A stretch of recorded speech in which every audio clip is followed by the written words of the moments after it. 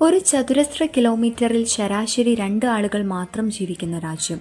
30% ജനങ്ങളും ഇന്നും നാടോടികളായി ജീവിക്കുന്ന രാജ്യം. പറഞ്ഞു വരുന്നത് ഏഷ്യയുടെ മധ്യഭാഗത്തായി സ്ഥിതി ചെയ്യുന്ന മംഗോളിയയെക്കുറിച്ചാണ്. മംഗോളിയയ്ക്ക് സമ്പന്നമായ ഒരു നാടോടി ചരിത്രമുണ്ട്.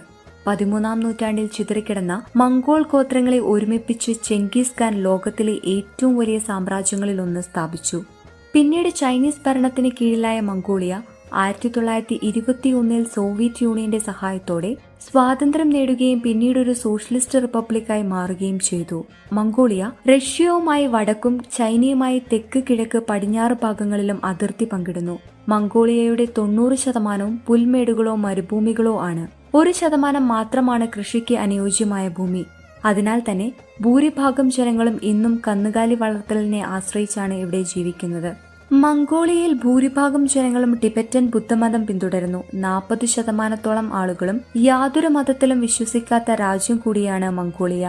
മംഗോളിയയിലെ ജനസംഖ്യ 3.5 ദശലക്ഷത്തോളമാണ്. ഇതിൽ ഏകദേശം 95% വംശീയ മംഗോളികളുമാണ്. കൂടാതെ ചൈനീസ് വംശജരും റഷ്യൻ വംശജരും മംഗോളിയയിലുണ്ട്.